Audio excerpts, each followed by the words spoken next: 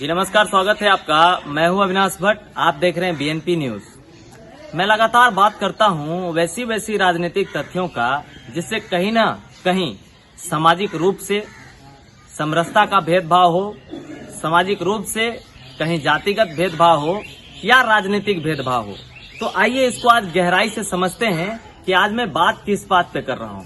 मैं बात कर रहा हूं बीते कुछ दिनों में जिस प्रकार से बिहार की राजनीति में जो गहमा गहमी तेज हुई है। आपको पता ही होगा कि एनडीए गठबंधन में वीआईपी नाम से एक पार्टी है जिसके सुप्रीमो हैं सहनी समुदाय से। कौन है? तो मुकेश सहनी है। अब वो मुकेश सहनी करते क्या है? तो पहले वो बॉलीवुड में सेट बनाने का काम करते थे। तो सेट बनाते बनाते राजनीति में उनकी दिलचस्पी जगी और वो फिर राजनीति में चले आए। बिहार की राजनीति में उन्होंने पहली बार कदम रखा और अपनी जाति, अपनी समुदाय, अपनी जनता का इतना सहयोग उन्हें मिला कि आज वो सत्ताधारी पार्टी के साथ सत्ता में है। और सत्ता में आते ही उन्होंने कुछ वैसे बदलाव किए जिस बदलाव को देखकर कहीं ना कहीं पूरे हिंदुस्तान की राजनीति में गहमा गहमी या आप यूं कह सकते हैं कि राजनीतिक गर्मा गर्मी चालू हो गई। अब ये गहमा गहमी क्यों चालू हो गई? तो इसके लिए मैं आपको कुछ दिखाना चाहता हूं। मेरे जस्ट पीछे आप देखिए, ये फूलन देवी जी हैं, इनका मूर्ति लगा है। कहा जाता है कि चंबल की शेरनी रही हैं ये। तो चंबल की शेरनी का मतलब समझते हैं आप लोग? जब भी कभी अत्याचार हुआ है किसी पर भी, तो इंसान को खुद आगे आकर अपनी रक्षा करनी पड़ी है। ऐसा ही इन्होंने भी किया था। कहा जाता है कहानियों में कि इनके साथ भी काफी अत्याचार हुआ। उसके बाद इन्होंने खुद अपने आप को संभाला और एक समय था और एक वक्त था जब चंबल में इनकी तूती बोलती थी। उतना ही नहीं, इनको भी राजनीतिक और संवैधानिक चीजों का सहारा लेना पड़ा। इसीलिए फूलन देवी सांसद भी रह चुकी हैं। इस महान देश के महान लोकतांत्रिक व्यवस्था के संसद में भी बैठ चुकी हैं फूलन देवी।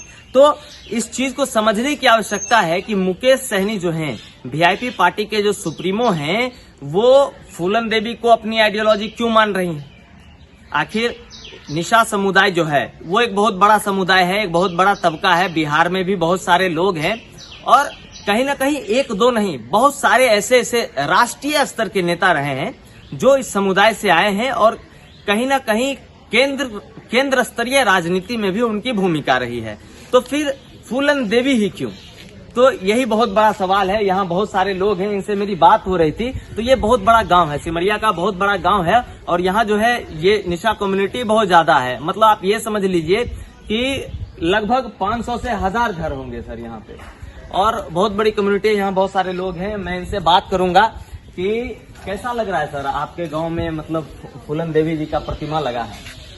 ये जो आप लोग यहाँ पर आए हैं, बाबा काशी का मंदिर है। जी जी। मेरे पुरमा इनसे है, यानी पूर्वज को हमारा जाति का ही हमारा देवता हुए, उसी के बगल में किसी का निःशुल्क सेवा के लिए हम कहीं जगह जमीन अर्पण नहीं किए और फूलन देवी का एक जाति का एक आधार पर हम अपना यहाँ पर एक ठो बना दिए है और यहाँ स्थापना किए हैं। इसके बाद हमारा फिर जगह चिन्हित होगा। इसके बाद हम कहीं इसको अच्छा जगह पर ले जाकर इसको पूजा अर्पण साल में हम एक बार करेंगे। अच्छा। हम लोग जाति लगभग यहाँ 5000 की आबादी में हम लोग रहते हैं। अच्छा, 5000 की आबादी में रहते हैं। हाँ। तो कहीं ना कहीं लगता है कि बिहार की राजनीति में जो है ये जातीय समीकरण इस तरीके से घुल और मिल गया है कि अगर किसी आदमी को अपने हक की लड़ाई लड़नी है तो पहले उसको अपने जात के लोगों के साथ आना पड़ेगा। क्या सर ये जायज लगता है आपको? जायज है, जायज है, जायज है।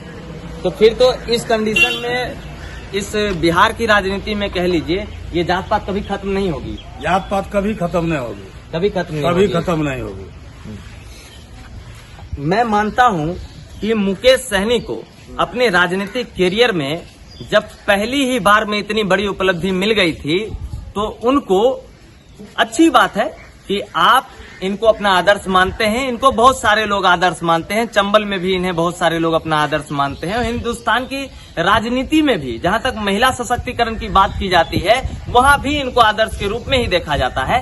पर मुकेश सहनी जैसे राजनेता से मेरा एक अपील है कि जितनी प्रखरता के साथ आप इन तमाम बिंदुओं को समाज के सामने लाते हैं उतनी ही प्रखरता के साथ आप इस बिंदुओं को भी समाज के सामने लाइए कि अगर पहली कोशिश में ही आपको राजनीति के उतने उच्च मुकाम तक पहुंचाया गया, आप बिहार सरकार में मंत्री बनाए गए, तो कम से कम अपनी जनता को, कम से कम अपने समुदाय के लोगों को ये चीजें पहले बताते कि उन्होंने बीते कार्यकाल में जो ये पूरा वक्त निकला सरकार बनने के बाद, उन्होंने इस बीते कार्यकाल में अपने मंत्री पद का क्या सदुपयोग किया। सर कुछ लगता है ऐसा, पिछले मतलब लगभग 1-1.5 साल होने चला कि मुकेश सहनी सर मंत्री हो गए, एनडीए गठबंधन में उनकी सरकार है, कुछ वैसा काम किए हैं आपकी कम्युनिटी के लिए? अभी तो नहीं, मगर आशा और भरोसा दिए थे। अच्छा, आशा और भरोसा दिए हैं। वो अपने आप को तो अभी बढ़िया से बेचारे को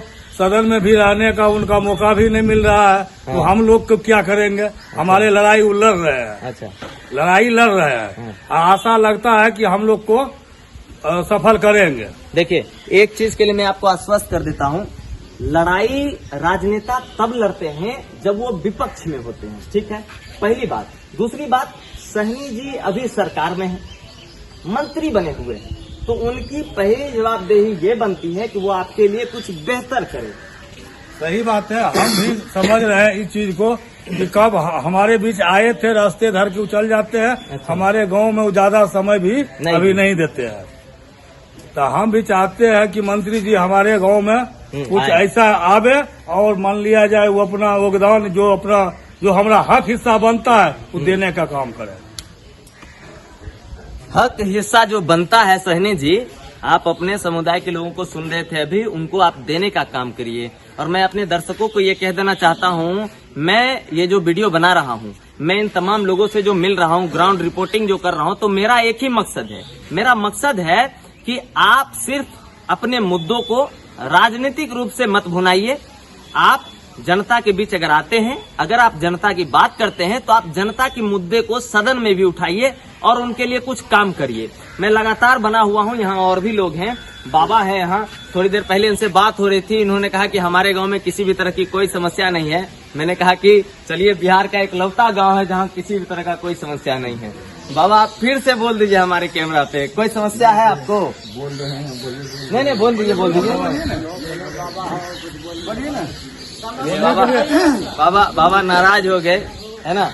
मैं फिर से आपको दिखाना चाहूंगा, ये पूरा मंदिर का परिसर है। इन्होंने जैसा बताया है कि अभी जो है सुनियोजित ढंग से एक स्थान इनका जो है बनाया नहीं गया है, तो जब स्थान निर्धारित कर दिया जाएगा उसके बाद जाकर के इसको फिर से स्थापित किया जाएगा।